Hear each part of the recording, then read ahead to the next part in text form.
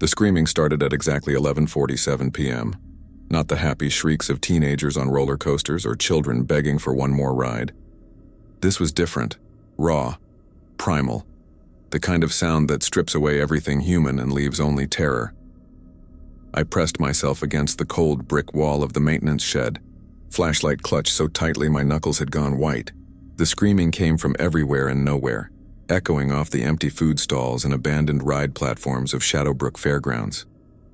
Then, as suddenly as it began, silence swallowed the sound whole. That was 3 weeks ago, my first real encounter with what lurked in Shadowbrook after the sun went down. I should have quit right then, walked away and never looked back. But I did not. I am still here, 23 years old and trapped in a nightmare I chose to keep living. Let me start from the beginning. My name is Marcus Webb, and I met Helen Garrett on a Tuesday afternoon in late September. The parking lot of Shadowbrook Fairgrounds stretched empty before me, cracked asphalt baking under the autumn sun. The fairground sat on the outskirts of Ravens Hollow, Montana, a town so small it barely registered on most maps. Mountains loomed in the distance, their peaks already dusted with early snow. Helen stood waiting by the main entrance, a woman in her early 50s with steel gray hair cut short and practical. She wore dark jeans, work boots, and a flannel shirt that had seen better days. No smile of welcome, no cheerful greeting, just a firm handshake and eyes that assessed me with uncomfortable intensity. "Marcus Webb," I said, trying to sound confident.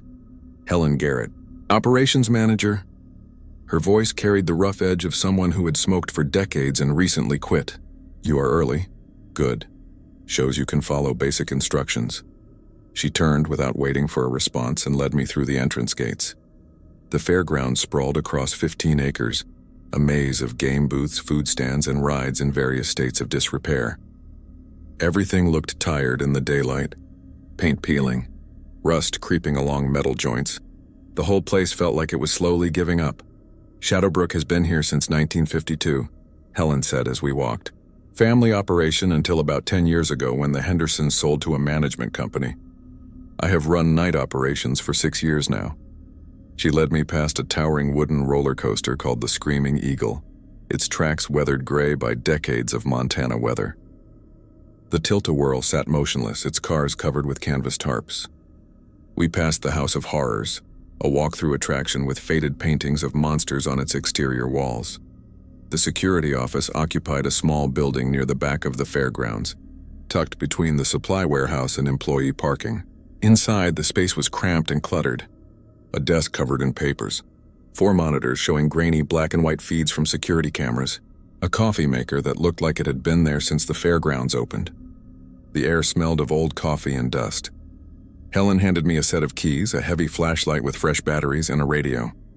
Then she reached into her desk drawer and pulled out a small wooden box, worn smooth from handling. "Your shift runs from 8 p.m. until 6 a.m., she said, setting the box on the desk between us. "Standard security work. Lock checks. Perimeter walks. Monitor the cameras, but there are specific rules you must follow." She opened the box. Inside lay a single laminated card, roughly the size of a credit card, but thicker. The edges were worn, the plastic coating yellowed with age. 6 rules were printed in faded black ink, numbered clearly. 1. Stay away from the carousel after midnight. 2. Always carry cigarettes for the man in the mirror. 3. Do not engage with the clown at the dunk tank. 4. Never look at the Ferris wheel after 11:05. If someone asks for directions to the exit, walk them there. 6. Locate the source of any crying children immediately. I read through the rules twice, waiting for Helen to crack a smile or explain the joke. She did neither. Her expression remained completely serious, eyes locked on mine. "Is this some kind of hazing thing?" I asked, trying to keep my tone light. "For new hires? These rules are not negotiable, Mr. Webb." Her voice dropped lower, more intense. "Shadowbrook has particular characteristics that manifest during overnight hours. Follow these rules exactly and you will be safe. Break them." She paused, letting the unfinished threat hang in the air. "Well, we have had turnover in this position." "Turnover," I repeated slowly. "The last 3 night guards quit without notice. Just stopped showing up." Helen pulled the box back toward herself. Before that, a young man named David Torres disappeared entirely. Police searched for 2 weeks. Never found a trace. My stomach tightened. And you think what? That these rules would have saved him? I think David did not take the rules seriously. She closed the box and pushed the laminated card across the desk toward me. Keep this with you at all times. Every single shift. Helen spent the next 2 hours showing me the patrol routes, explaining the camera system, and providing contact information for maintenance emergencies. The whole time, the rule card sat in my shirt pocket, a constant reminder of how strange this job had become within minutes of starting. Shadowbrook is old, Helen said as we completed the tour. Old places accumulate history, energy. Some of that energy does not sleep when the sun goes down. I wanted to laugh.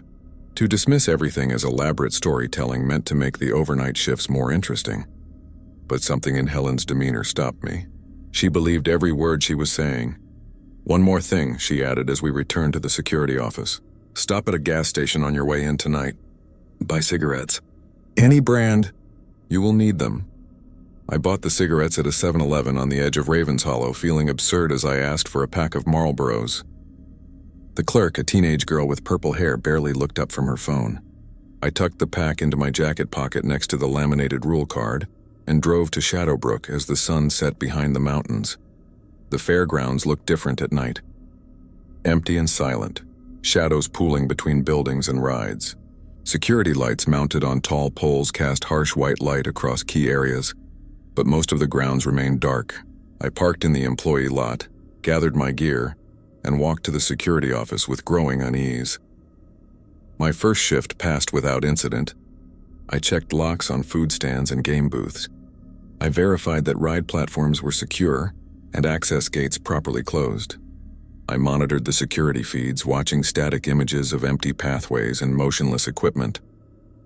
The radio remained silent except for occasional bursts of static. By 2 a.m., I had convinced myself the rules were nothing more than an elaborate prank or tradition, something to keep new employees alert during lonely overnight hours. The cigarettes stayed unopened in my pocket. The rule card became just another piece of equipment I carried.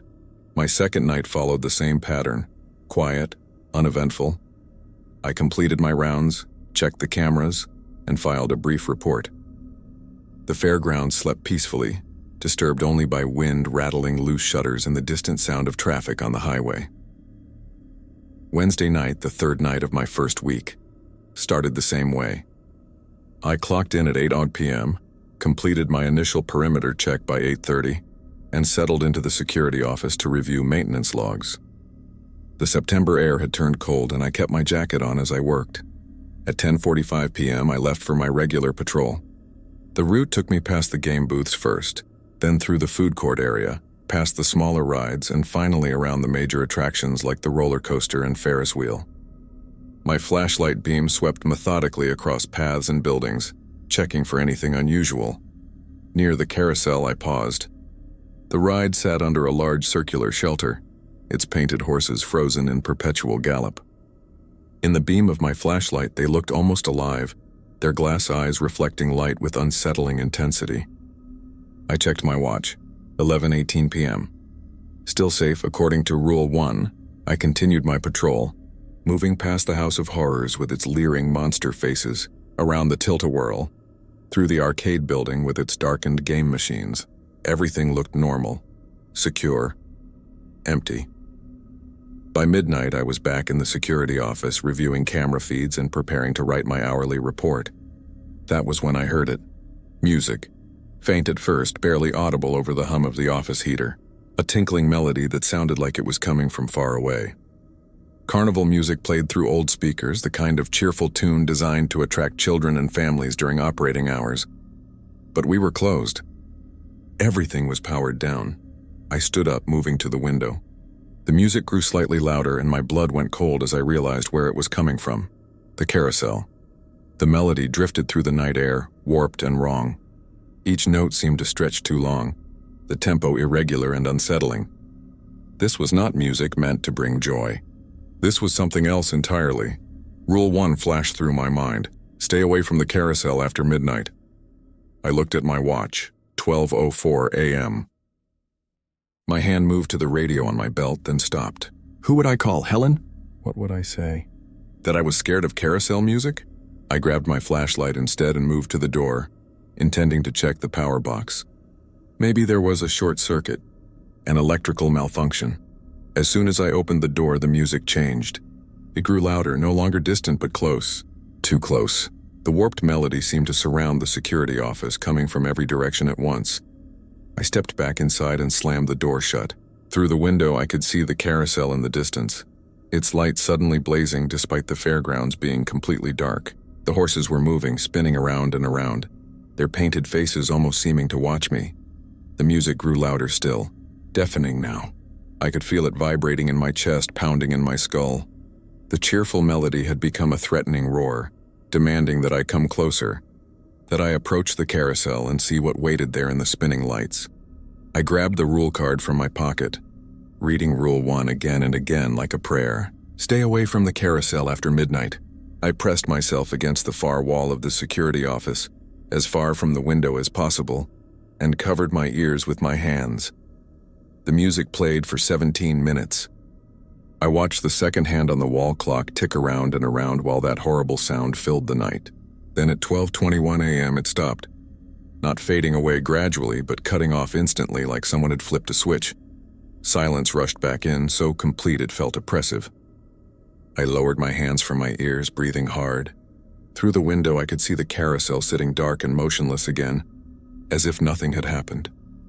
I spent the rest of my shift in the security office, door locked, checking the monitors every few minutes. The carousel remained still. No more music, no more lights, just a regular ride waiting for morning. When my shift ended at 6 a.m. and daylight began painting the sky pink and gold, I walked quickly to my car. I did not look at the carousel as I passed it. I did not want to see if those painted horses were watching me leave. I almost quit after the carousel incident. Sat in my apartment for hours on Thursday, staring at my phone, composing resignation text to Helen in my head, but I needed the job. My student loans were not going to pay themselves, and night security paid better than anything else I was qualified for in Ravens Hollow. So Thursday night, I returned. Clocked in at 8 p.m., did my initial rounds, settled into the routine while my stomach churned with anxiety. The night stayed quiet until my 11:30 p.m. patrol. I was checking the House of Horrors, a sprawling building painted black with faded murals of vampires, werewolves, and generic monsters. During operating hours, it served as a walk-through haunted house attraction, with employees in costumes jumping out to scare visitors. As I approached the entrance, I heard movement inside. A scraping sound, something being dragged across the floor. I keyed my radio. Security. Checking House of Horrors. Possible intruder. Static answered me. Just static. I pushed open the front door, which creaked on rusty hinges. My flashlight cut through absolute darkness, illuminating dusty floors and cobwebbed corners. The air inside smelled of mildew and old rubber masks. "This is security," I called out. "The fairgrounds are closed. You need to leave." No response, but the scraping sound continued, coming from deeper inside the attraction. The House of Horrors was designed as a maze. Narrow corridors with sharp turns. Rooms decorated as different horror scenarios. False walls and hidden passages. I moved carefully through the entrance corridor, my flashlight beam sweeping left and right. The scraping grew louder as I reached the mirror maze section. This part of the attraction used angled mirrors to create confusing reflections and dead ends. In my flashlight beam, I saw myself repeated dozens of times, each reflection slightly different due to the mirror angles. I stepped into the maze, one hand on the wall to maintain my bearings. The scraping stopped. Silence pressed in around me, broken only by my breathing and footsteps. Then I saw him. A man stood in one of the mirrors about 20 feet ahead. He looked exactly like me. Same height, same build, same face. But he wore clothes from another era. A white shirt with a high collar, dark suspenders, pants with a crisp crease down the front. His hair was parted to the side and slicked back with pomade, a style I had never worn.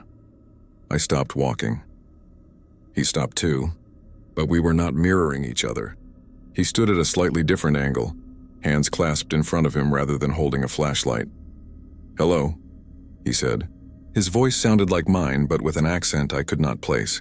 Old-fashioned, formal. I wonder if you might spare a cigarette. Rule 2 exploded into my consciousness. Always carry cigarettes for the man in the mirror. My hands shook as I pulled the pack from my pocket. It was still sealed, and I fumbled with the cellophane wrapper, nearly dropping the entire pack. The man waited patiently, his expression neutral and expectant. I finally got the pack open and extended it toward him. "Here," I managed to say. His hand reached forward, not through his mirror, but through the glass on my side. His fingers, pale and slender, passed through what should have been a solid surface as if it were nothing more than air. He plucked a single cigarette from the pack with careful precision. "Much obliged," he said with a slight nod. Then he stepped backward. The mirror rippled where his body touched it, the surface becoming liquid. He walked directly into the glass and disappeared, the mirror settling back to perfect stillness within seconds. I stood frozen, the cigarette pack still extended. My own terrified reflection stared back at me from a dozen different angles. I touched the mirror where his hand had passed through. Solid glass, cold and unyielding. I backed out of the mirror maze, then walked quickly through the rest of the House of Horrors. I did not run. Some instinct told me that running would be worse. But I moved as fast as I could without breaking into a sprint. Outside, I gulped in cold night air and checked the cigarette pack. 19 cigarettes remained. One was definitely missing. I spent the rest of my shift in the security office, door locked, trying to rationalize what I had seen. Hallucination brought on by stress and lack of sleep. Elaborate prank using hidden projectors and stage magic. Something, anything except the truth. But the cigarette pack sat on the desk in front of me. Tangible proof that something impossible had occurred. Friday night brought a new horror. I had been checking the game booths around 10:45 p.m., verifying that cash registers were secure and prizes properly stored. The games lined the eastern edge of the fairgrounds. Ring toss, balloon darts, baseball throw, all the classic carnival games designed to separate visitors from their money. "Hey there, friend." The voice came from my right. I spun around, flashlight beam cutting through darkness.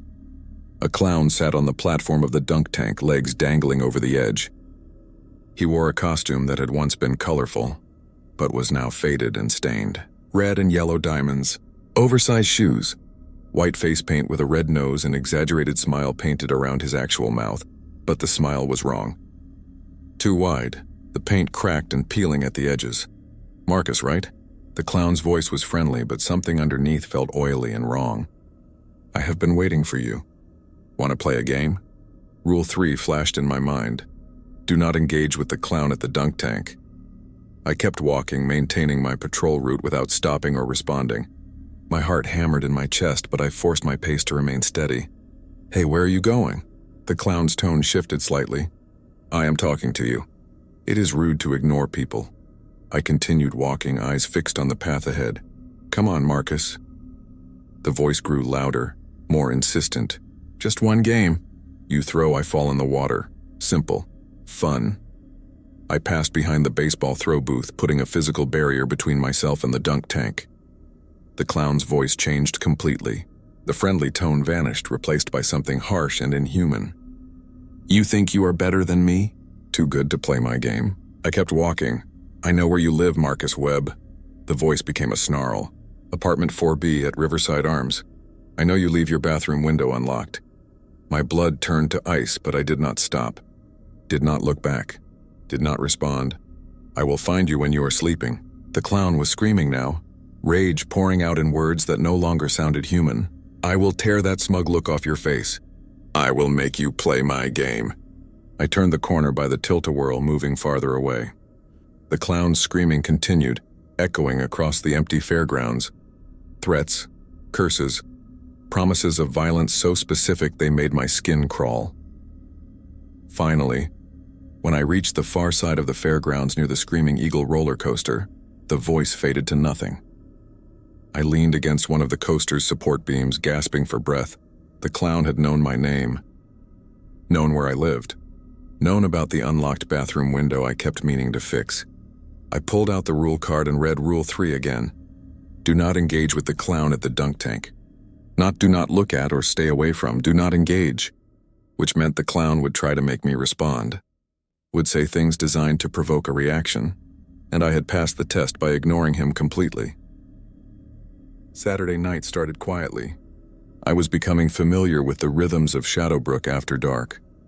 The carousel music that began at midnight, the mirror man who appeared at unpredictable times but always in reflective surfaces, the clown who called out during my patrols, his voice alternating between friendly and threatening. I had learned to navigate around these entities, to follow the rules precisely and avoid direct confrontation. The cigarette pack in my pocket was half empty now, with several cigarettes given to the mirror man during different encounters throughout the week. At 10:30 p.m., I was in the security office filing paperwork, maintenance reports, incident logs from the previous day's shifts, normal administrative work that helped me pretend this was a regular job. I glanced up from the desk, stretching my neck, and my eyes passed over the window. In that brief moment, I saw the Ferris wheel silhouetted against the night sky, and I saw something sitting in one of the passenger cars at the very top. A dark shape. Humanoid but wrong. Too tall for the car, limbs bent at angles that did not match human anatomy, and as I stared in horror, unable to look away, it raised one arm and waved at me, slowly, deliberately, a greeting that felt like a threat. Rule 4 crashed through my paralysis. Never look at the Ferris wheel after 11 p.m. I snapped my gaze down to the desk, my breath coming in sharp gasps. But it was too late. I had looked. I had seen. And whatever occupied that Ferris wheel car now knew I had noticed it. The sensation of being watched intensified immediately. A pressure against the windows. A weight in the air. I felt eyes on me from outside, staring with an intensity that made my skin crawl. I kept my head down, focusing on the paperwork. The maintenance report became the most important document in the world. I read every word 3 times, studied the signature at the bottom, counted the staples holding the pages together. Minutes passed. The pressure grew. In my peripheral vision, I sensed movement outside the windows, shapes passing back and forth, testing, searching for another glimpse of eye contact. I checked my watch without raising my head. 10:47 p.m. 13 minutes until the rule officially applied. But I had looked early, and now something that should have been ignored was actively interested in me. The pressure against the windows intensified until I thought the glass might shatter. The building seemed to creak under an invisible weight. The air in the office grew cold, my breath forming small clouds despite the heater running. I remained motionless, eyes fixed on the desk, for over an hour. At 11:52 p.m., the pressure finally began to ease, gradually, slowly, like something massive backing away from a position it had held. By 12:15 a.m., the sensation had faded completely. But I did not raise my head, did not look out the windows. I spent the entire rest of my shift with my eyes down, navigating the fairgrounds by memory and peripheral vision when I had to leave the office for my hourly patrols. The following week introduced a new pattern. I began encountering people in the fairgrounds after midnight. Lost visitors who appeared out of nowhere asking for help. The first was a woman in her 30s wearing a business suit, standing near the food court at 1:15 a.m. on Monday. She smiled when she saw my flashlight beam. "Excuse me," she said pleasantly. "I seem to have gotten turned around. Could you direct me to the exit?" Rule 5 was clear. If someone asks for directions to the exit, walk them there. "Of course," I said, keeping my voice steady. "Follow me, please." I led her through the fairgrounds, taking the most direct route to the main entrance. As we walked, I noticed disturbing details. Her feet made no sound on the asphalt path, not a single footstep. Her shadow seemed to move independently, lagging behind her body by a fraction of a second. And when she breathed, no vapor came from her mouth despite the cold night air. She said nothing during the walk, which felt unnatural. Most lost people would ask questions or make small talk. This woman maintained perfect eerie silence. We reached the main entrance. The gate stood open for emergency access, the parking lot visible beyond. "Here we are," I said, gesturing toward the exit. "Straight through to the parking lot." She stopped at the threshold and turned to face me.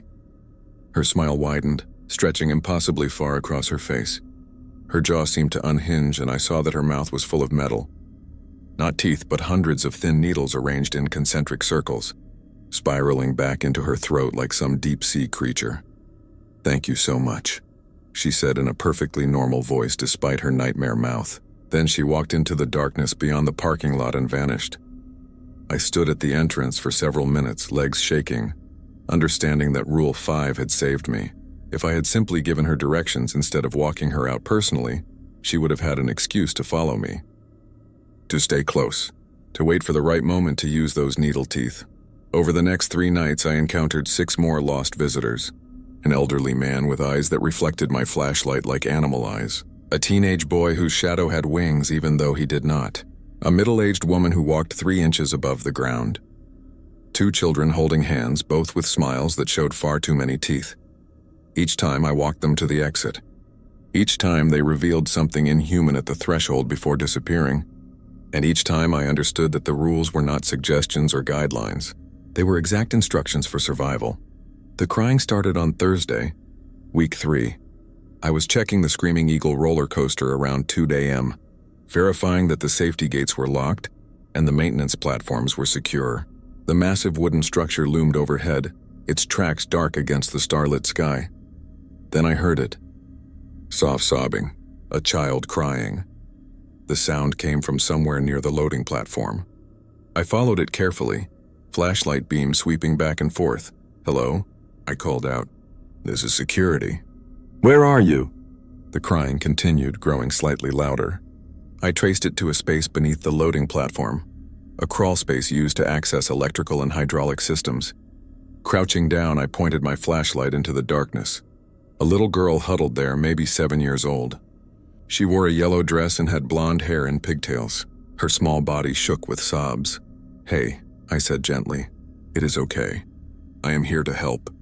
"How did you get under there?" She lifted her head. Where her eyes should have been, there were only smooth skin.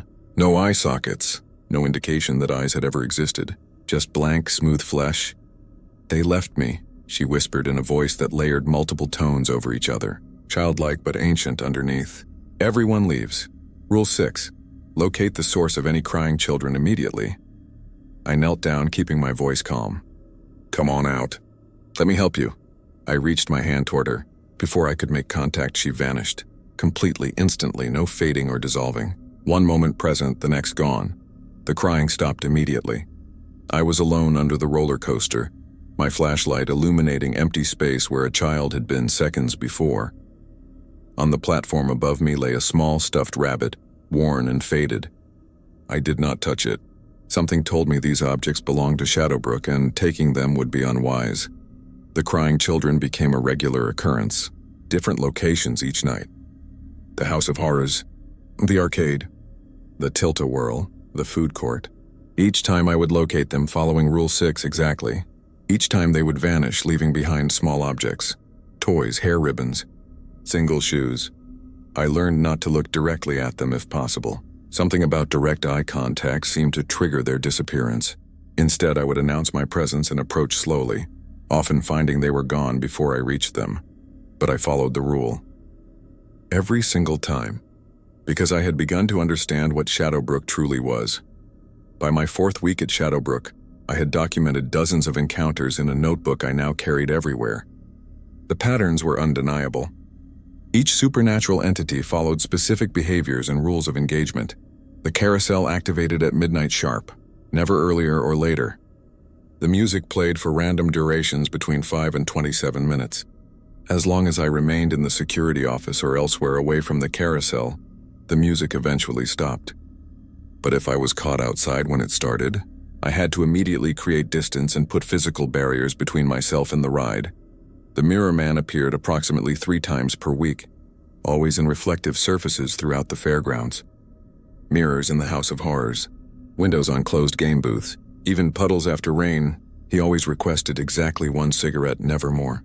Always said much obliged or thank you kindly. Always stepped backward into the reflection and disappeared. The clown called out during most night patrols, usually between 10:30 p.m. and 3 a.m. His invitations grew increasingly elaborate. He mimicked voices of people I knew, made specific threats about my apartment, promised things he could not possibly deliver. Complete silence was the only response that worked. Any engagement, even telling him to shut up, seemed to give him power. The Ferris wheel had to be avoided after 11 p.m., period. Even peripheral glimpses after that time brought the sensation of being watched. Direct eye contact, as I had learned, resulted in hours of intense pressure and presence. The entity in the Ferris wheel was patient, powerful, and always watching. Lost visitors appeared randomly, usually between midnight and 4 a.m. They always asked for directions to the exit, using polite, normal language. They revealed their true nature only at the threshold, showing their inhuman features for a brief moment before departing. Walking them personally to the exit kept them contained and satisfied. The crying children were the most frequent encounters, sometimes multiple per night. They appeared in locations I had just checked or was about to check, as if anticipating my patrol route. They always vanished before I could make physical contact, leaving behind objects that I learned to photograph but never touch. I began to see Shadowbrook as a kind of ecosystem, a place where the boundary between our world and something else wore thin. The entities were not evil exactly. They were just other, following their own logic and rules, and the laminated card in my pocket contained the key to coexistence. Helen had given me a map to navigate this impossible territory. As long as I followed the rules exactly, I could survive, break them, and I would join whatever fate had claimed David Torres and whoever came before him. Wednesday of my 4th week brought the ultimate challenge. It started wrong from the moment I arrived at 7:45 p.m. The fairgrounds felt different. The air was charged with electricity like right before a thunderstorm. Every shadow seemed darker, every sound amplified. My instincts screamed that tonight would be different. I checked in with Helen before she left for the day. She looked at me with those haunted eyes I now understood completely. "Be careful tonight," she said. "Some nights are harder than others. Stay alert. Follow the rules." After she left, I settled into the security office and tried to lose myself in routine tasks, but the unease would not fade. I checked and rechecked my gear. Flashlight, radio, keys, cigarette pack. I now carried 2 packs, having learned that running out was dangerous. Rule card. At 8:30 p.m., I started my first patrol. The fairgrounds seemed wrong in ways I could not articulate. Shadows moved when they should have been still. Sounds echoed from empty spaces. The painted faces on the game booths seemed to watch me pass. At 11:15 p.m., the carousel music started. 45 minutes early. I was near the arcade when I heard it. The warped, wrong melody that never failed to send ice through my veins. But it was not midnight yet. In 4 weeks, the carousel had never activated before midnight. Never. I moved quickly toward the security office, planning to lock myself in until the music stopped. But as I rounded the corner by the ring toss booth, I saw him, the mirror man, standing in the middle of the pathway. Not in a mirror or reflective surface, just standing there in the open, wearing his old-fashioned clothes and formal hairstyle.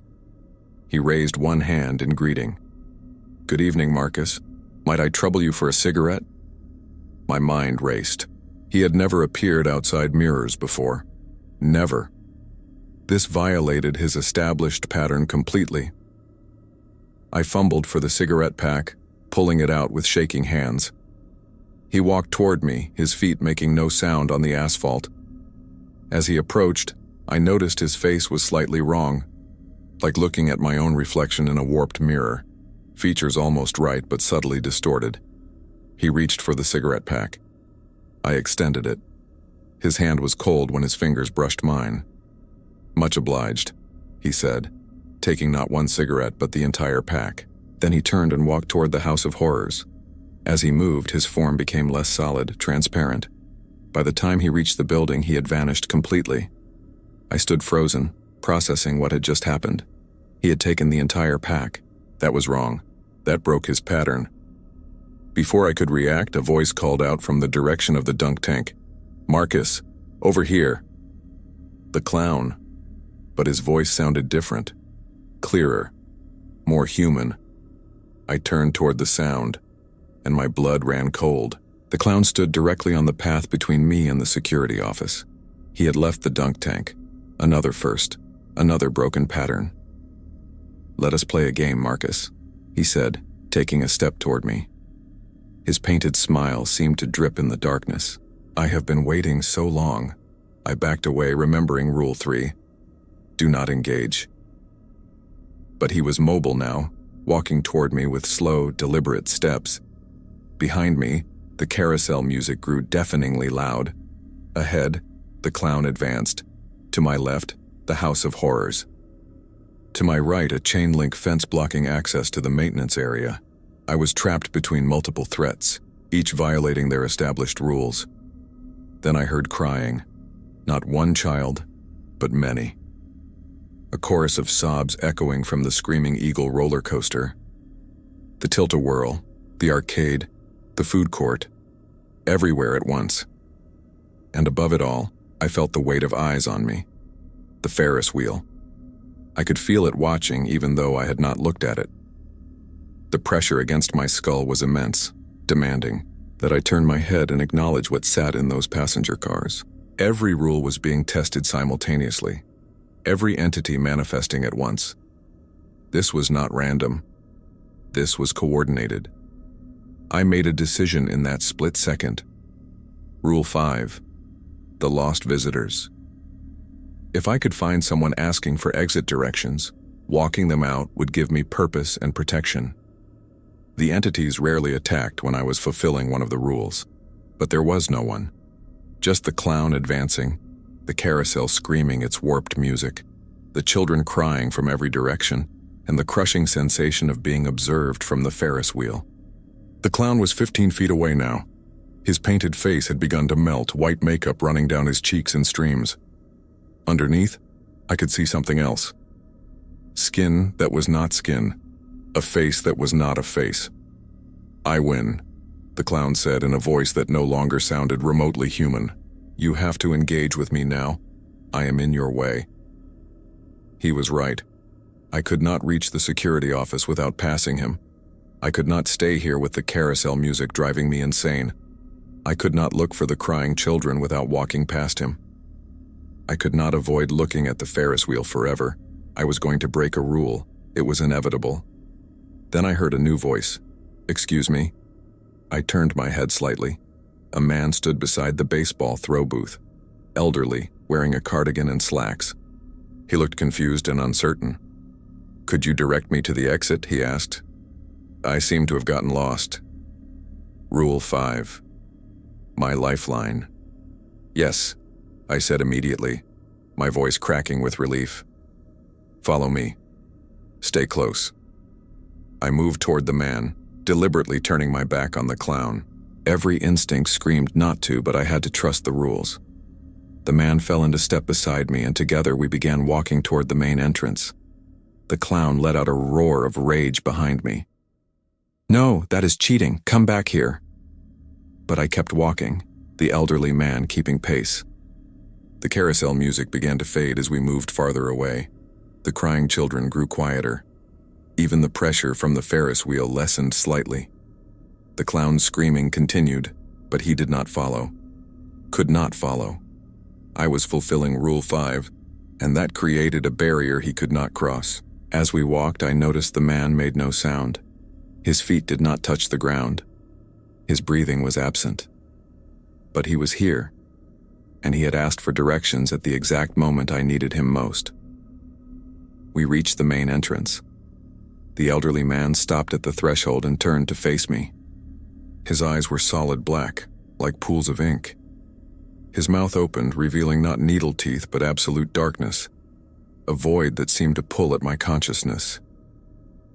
Thank you, he said in dozens of voices speaking simultaneously. Then he stepped through the gate and dissolved into shadows.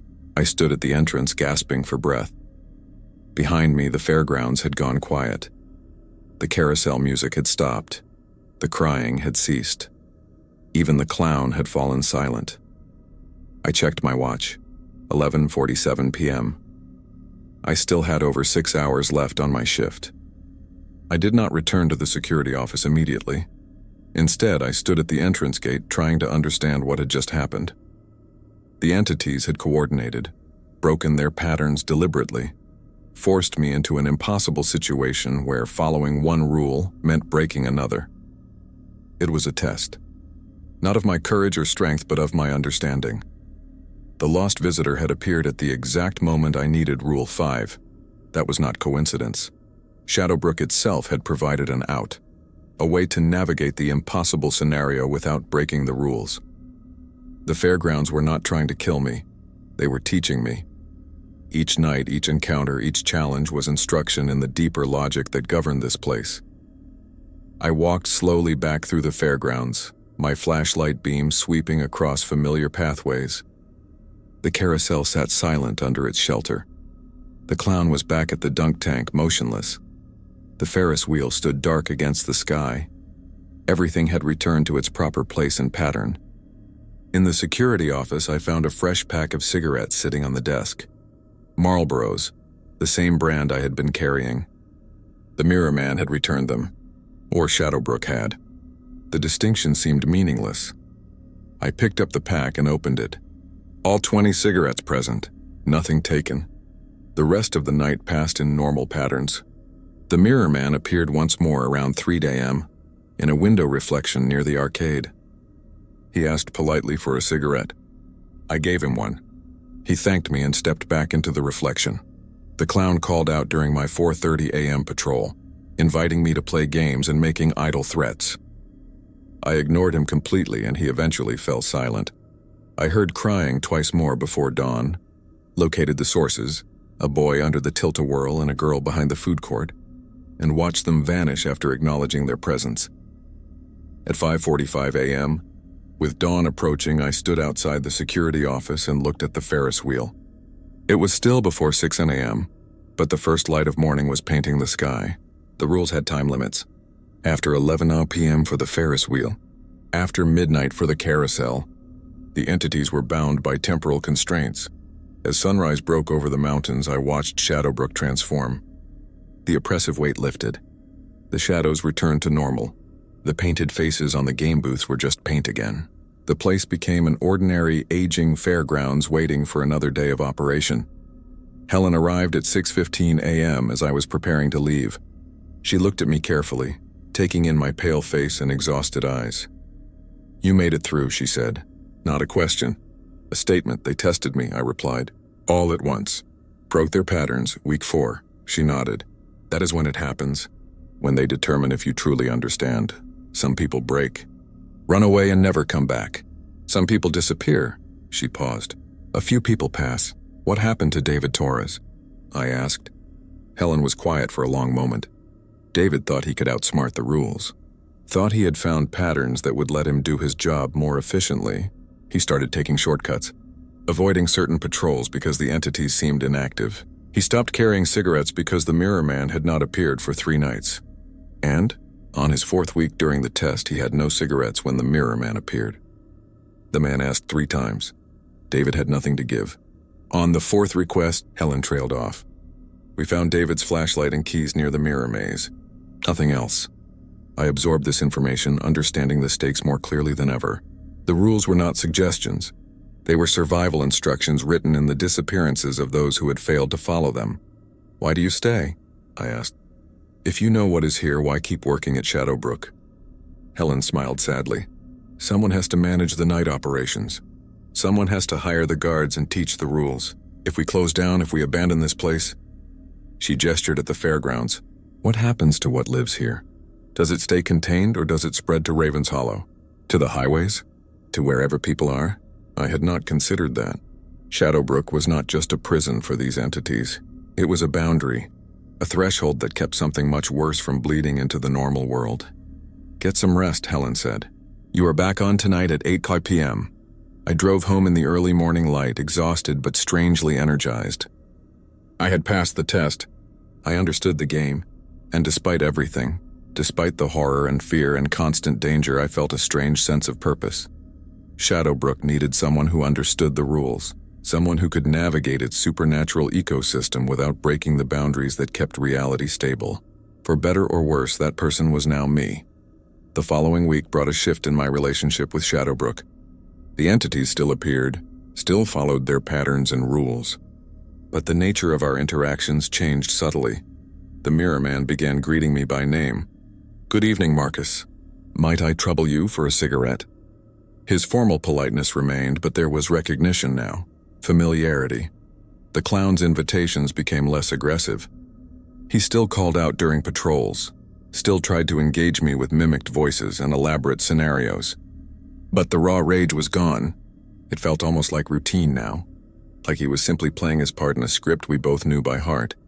The crying children appeared on schedule, their sobs echoing from predictable locations. I responded each time, locating them, announcing my presence, watching them vanish. The act had become ritual. Even the carousel seemed less threatening. The music still played after midnight, still warped and wrong. But I had learned to sense when it would start, developed an instinct for being in the right location when the music began. I no longer felt hunted by it. Just aware, the Ferris wheel remained the exception. I never looked at it after 11 p.m., never tested that boundary. Some rules were absolute, and that was one of them. I began to recognize patterns within patterns. The Mirror Man appeared more frequently during weeks with full moons. The clown was most active on Friday and Saturday nights. The lost visitors came in clusters, sometimes 3 or 4 in a single shift, then none for several nights. I documented everything in my notebook, building a comprehensive guide to Shadowbrook's supernatural ecology. Helen noticed. "You are taking this seriously," she said one evening as I arrived for my shift. "That is good. The fairgrounds respect commitment. Does it get easier?" I asked. "No," she said honestly. "But you get better at it. You learn to read the signs, anticipate the challenges. The fear never leaves completely, but it becomes manageable." She was right. By the end of week 5, I had developed a strange confidence. I knew my patrol routes by heart. I carried extra cigarette packs automatically. I kept the rule card in my pocket but rarely needed to reference it. The rules had become instinct. One night around 2:30 a.m. I encountered something new. A young woman standing near the Screaming Eagle roller coaster. She wore modern clothes, jeans and a hoodie, and looked confused rather than threatening. "Excuse me," she said when she saw me. "Is the fairground open? I think I'm lost, Rule 5. But something felt different. Her feet made sound on the pavement. Her shadow moved normally. Her breathing created vapor in the cold air. "The fairgrounds are closed," I said carefully. "How did you get in here?" I do not know." She looked around, genuinely confused. I was driving on the highway. My car broke down. I saw lights and thought maybe someone could help. She was real, human, not one of the entities. "Come with me," I said. "I will get you to the exit and you can call for a tow truck from there." As we walked, she chatted nervously. Her name was Rebecca. She was 25, driving from Billings to visit her sister in Missoula. Her car had started making horrible noises and died about a mile from the fairgrounds. "This place is creepy at night," she said, looking around. "All these rides just sitting empty. And is that music I hear?" I listened. "The carousel. Starting early again. We need to move quickly," I said, picking up the pace. Rebecca stumbled slightly and I caught her arm to steady her. She was solid, real, warm. Not a supernatural entity at all. But she had asked for help getting out, which technically triggered Rule 5. I was walking her to the exit, following the protocol even though she was human. We reached the main entrance as the carousel music grew louder behind us. Rebecca looked back nervously. "What is that sound?" she asked. "Just old equipment," I lied. "Power fluctuations. Happens all the time." At the gate, Rebecca turned to thank me. No needle teeth, no void mouth, no black eyes. Just a normal, frightened young woman. "Thank you so much," she said. "You probably saved me from wandering around lost all night." "Do you have a phone?" I asked. She pulled it out. "Yeah, but no signal out here. The highway is about a mile that way," I pointed. "You will get signal once you are closer to the road. Be careful walking." "I will. Thanks again." She walked into the parking lot and disappeared into the darkness. I watched until I was sure she was gone, then returned to the fairgrounds. The encounter rattled me. Rebecca had been real. A normal person who had wandered onto the property by accident, and the rules had still applied. I had walked her to the exit because she asked for help leaving. The rules protected everyone, not just me. Shadowbrook was not just about supernatural entities. It was about maintaining boundaries and procedures that kept everyone safe. The human visitors who arrived by accident, the entities that manifested after dark, the town of Ravens Hollow beyond the property, Everything was connected by the rules. By my 6th week at Shadowbrook, I had begun to see the Fairgrounds as something more complex than a haunted location. It was a threshold, a liminal space where multiple realities intersected. During the day, Shadowbrook was an ordinary fairgrounds. Families visited. Children rode the carousel and Ferris wheel. The clown face at the dunk tank was just paint. The House of Horrors was a walk-through attraction with employees in rubber masks. But at night, when the visitors left and the lights dimmed, the other reality pressed close. The entities emerged not because they were evil or malevolent, but because the boundaries thinned. They existed in both worlds simultaneously, and the rules were the grammar that allowed communication between realities. The Mirror Man was not trapped in mirrors. He existed in a dimension that overlapped with reflective surfaces. The cigarettes were not payment or bribery. They were acknowledgement. Recognition that he existed and had needs. The clown did not want to hurt me. He wanted engagement, connection. His rage came from being ignored, from existing in a space where he was neither fully real nor fully unreal. By not engaging, I maintained the boundary. I kept him in his proper place. The carousel music after midnight was not a lure or trap. It was the ride existing in its true form. During the day, it was machinery and paint. At night, it was something else. Something that had accumulated decades of joy, fear, excitement, and memory. Staying away after midnight meant respecting what it had become. The crying children were the saddest. Echoes of kids who had been lost or left behind over the decades. Not ghosts exactly, more like recordings. Emotional residue that had solidified into semi-tangible forms. Locating them immediately was not about solving a problem. It was about acknowledging their pain, bearing witness. I shared these theories with Helen one evening. She listened carefully, then nodded. "You are starting to understand," she said. "Shadowbrook is not a place being haunted. It is a place that has become something more than it was. All the emotion, all the energy, all the history has accumulated here. The entities are Shadowbrook expressing itself. And the rules? The rules are how we communicate with that expression, how we show respect and maintain balance. Break the rules and you disrupt the balance. The consequences follow naturally." "What happened to the fairgrounds?" I asked. "Why did it become this way?" Helen considered for a moment. "Shadowbrook has been here since 1952. 70 years of people coming here for joy and fear and excitement. 70 years of carnivals and fairs and amusements. That much emotion leaves marks. And this land," she paused, "there are stories. The Native Americans who lived here before white settlers called this area the Thin Place, a location where the spirit world pressed close to ours. Shadowbrook was built on that thin place. It made sense. The fairgrounds had not created the supernatural presence. It had been built on top of something that was already here. The rides and games and attractions had simply given that presence new forms to inhabit." "David Torres," I said. "What really happened to him?" Helen sighed. "David broke Rule 2. He stopped carrying cigarettes. When the Mirror Man appeared and asked, David laughed at him, told him the whole thing was stupid. The Mirror Man asked 3 more times. David refused each time. On the 4th refusal, she trailed off. What? The Mirror Man reached through the glass and pulled David into the mirror. Another guard witnessed it from a distance, saw David being dragged into his own reflection. We found his equipment later, but David was gone. The next night I saw him in the mirror maze. He looked exactly like me, wearing old-fashioned clothes, and when I walked past, he asked for a cigarette. My blood ran cold. David became the Mirror Man? Not replaced him. Joined him. There are multiple Mirror Men now, I think. All the people who refused the cigarette 4 times. All wearing clothes from when they vanished. All asking politely for cigarettes and stepping backward into reflections. I thought about the Mirror Man I had been giving cigarettes to for 6 weeks.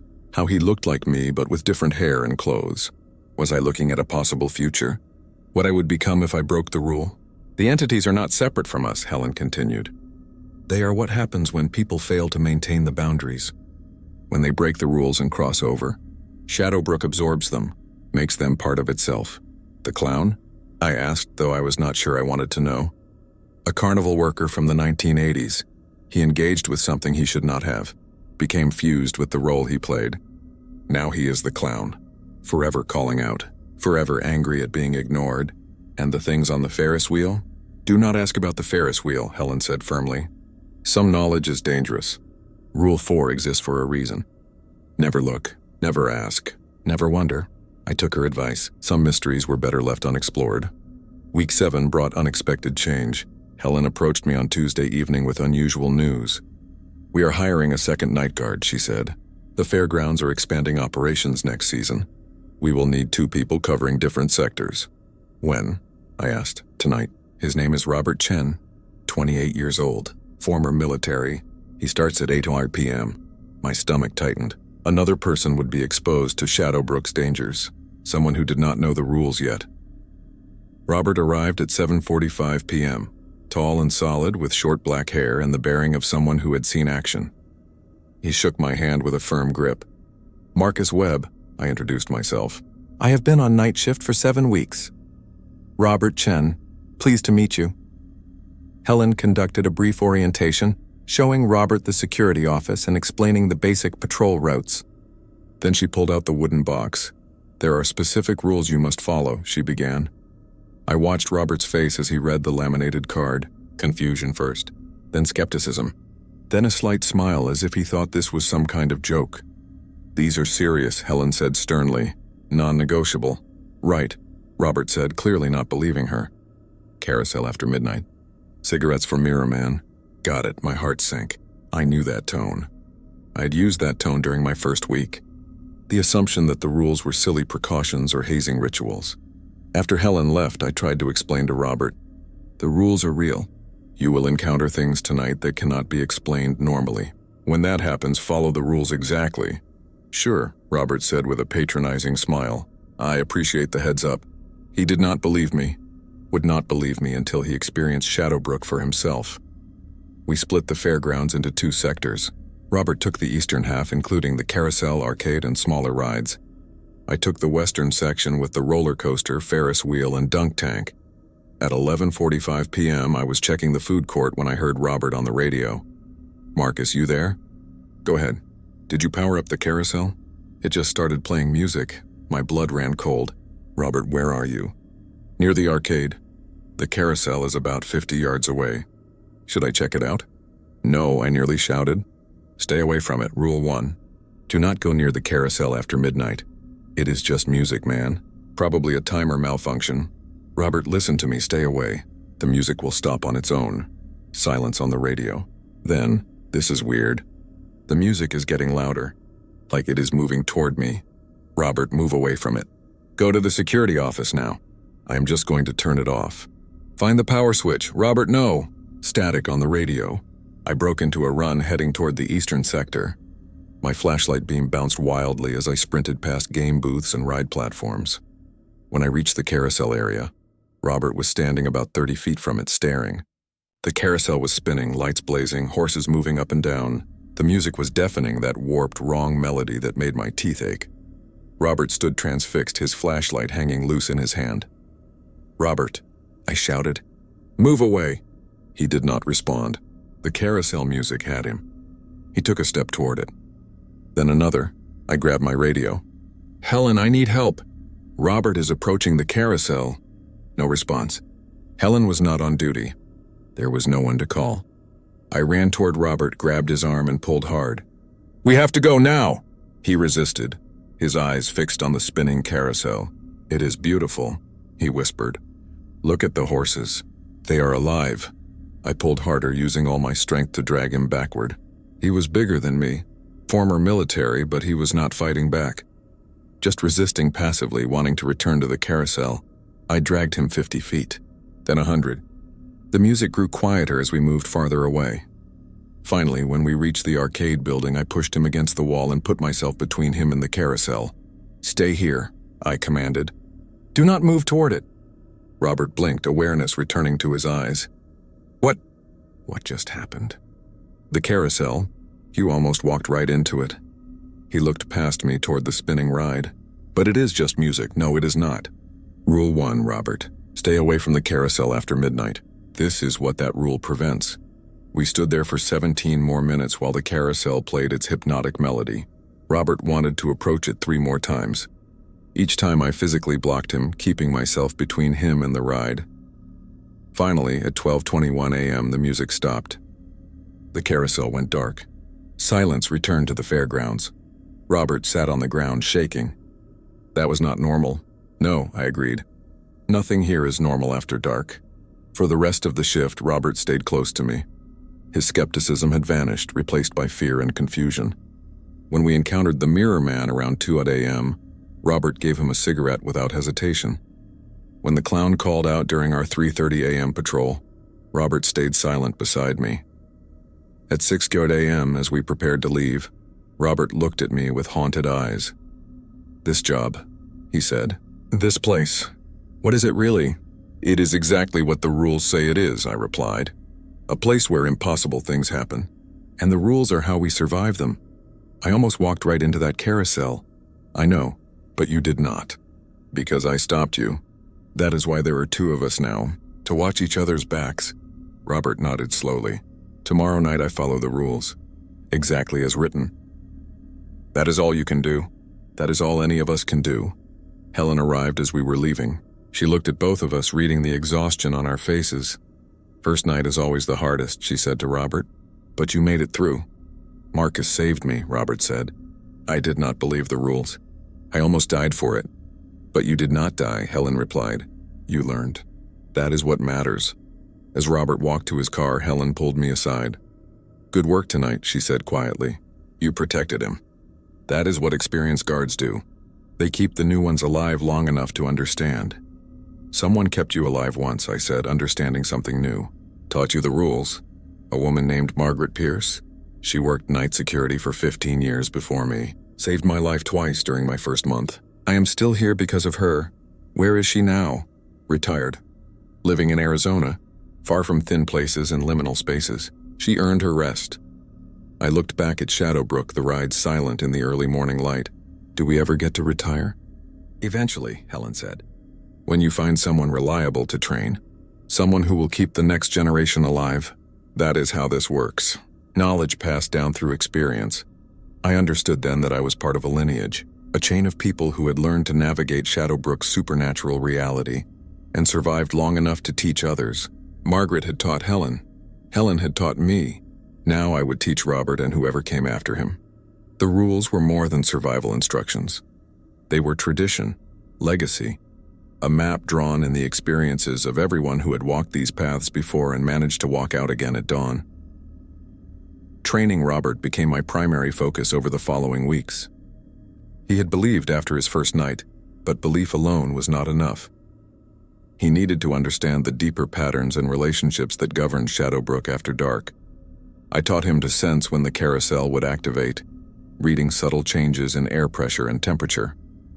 To recognize the specific quality of silence that preceded the Mirror Man's appearances, to identify which shadows were just shadows and which were something more. The entities have territories, I explained during one shift. The Mirror Man only appears in or near reflective surfaces. The clown stays by the dunk tank unless something specific triggers him to move.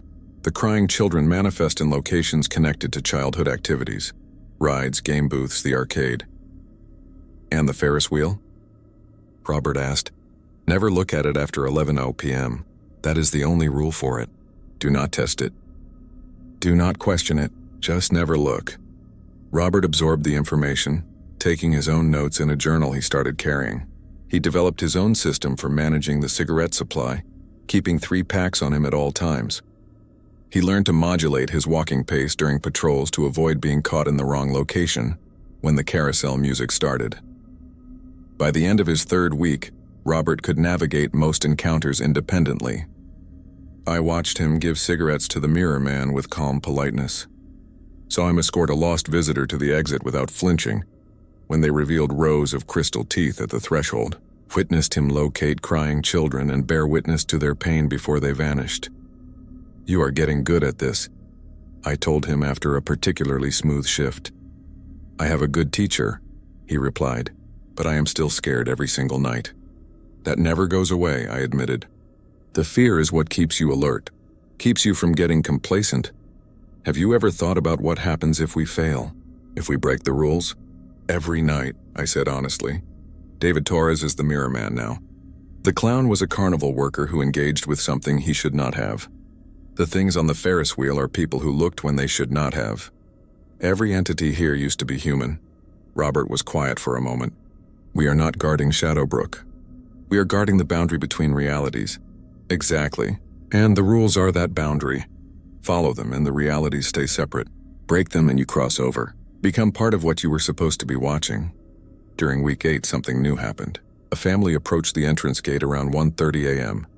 A father, mother, and 2 children, maybe 8 and 6 years old. "Excuse us," the father called out. "Could you direct us to the exit? We seem to have gotten lost in the fairgrounds." Robert and I exchanged glances. Multiple lost visitors at once was unusual, and children were present, which had never happened before. "Of course," I said, following Rule 5. "Please stay close and follow us." As we walked them toward the exit, I noticed disturbing details. All 4 family members moved in perfect synchronization. Their feet made no sound. The children did not fidget or complain, which was unnatural for kids that young. The mother spoke as we walked. "This is such a lovely fairground. Our children enjoyed the carousel so much." The carousel, after midnight. But these were entities, not real people. "That is nice," I said neutrally, not engaging beyond basic courtesy. We reached the exit. The family stopped at the threshold and turned to face us. All 4 smiled simultaneously, their expressions identical. Then their faces began to change. The father's eyes became completely black. The mother's mouth opened to reveal layers of teeth. The older child's skin became transparent, showing bones underneath. The younger child's head rotated a full 180 degrees, facing backward while the body faced forward. "Thank you for your help," they said in unison, 4 voices speaking as one. Then they stepped through the gate and dissolved into darkness. Robert was breathing hard beside me. That was a family. An entire family. Whatever claimed them got all of them at once, I said quietly. They came to Shadowbrook together. Broke a rule together. Became this together. That is horrible. Yes, it is a reminder. The rules protect everyone, not just us. Anyone who comes here after dark. We returned to the fairgrounds in silence, both of us thinking about the family we had just escorted, about how they had once been real people with real lives, and now they were echoes, warnings, objects lessons, and the cost of breaking boundaries. Week 10 brought a full moon, and with it, a surge in activity. Helen had warned us that lunar cycles affected Shadowbrook's supernatural manifestations. Full moons thin the boundaries even more, she explained. You will see entities you have not encountered before. Variations on familiar patterns. Stay alert, she was right. That week, the Mirror Man appeared 7 times in a single shift, always in different reflective surfaces. Each time he looked slightly different, as if multiple versions were manifesting simultaneously. Each time he requested a cigarette, and each time I provided one. The crying children appeared in groups rather than individually. 3 at the roller coaster, 5 in the arcade, 2 at the tilt-a-whirl, all with the same black voids where eyes should be, all leaving behind objects when they vanished. The clown became more aggressive, his voice louder, his movements more erratic. Twice he stepped off the dunk tank platform and moved several feet toward us before some invisible barrier stopped him. He raged against that barrier, screaming threats that made my skin crawl. "You will slip up!" He roared at us during one patrol. Eventually everyone does, and when you do, I will be waiting. But the most disturbing manifestation was at the carousel. The music started at midnight as usual, but this time when I looked from a safe distance, I saw something different. The horses were not just moving up and down. They were changing, growing. Their painted eyes were tracking Robert and me as we moved past at a safe distance. One horse, a white one with a pink mane, turned its head to watch us. Its mouth opened, revealing not painted teeth but real ones, sharp, predatory. "Do not get closer," I warned Robert. "This is different."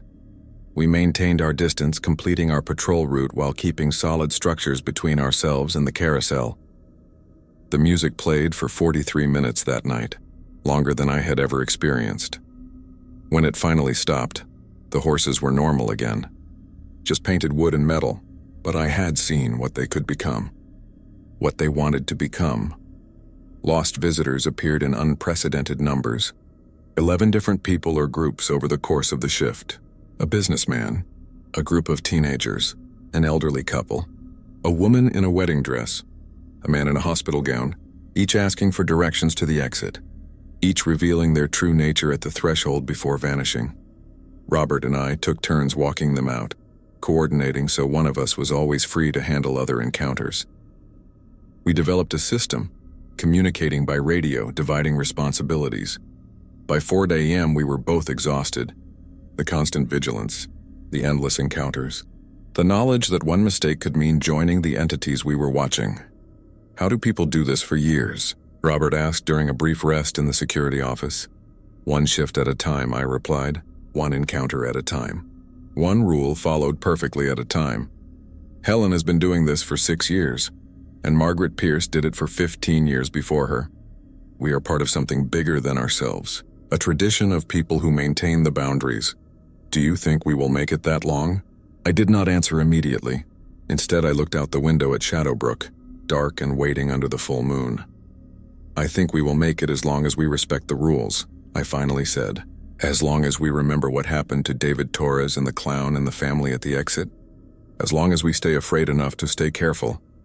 Fear as survival mechanism.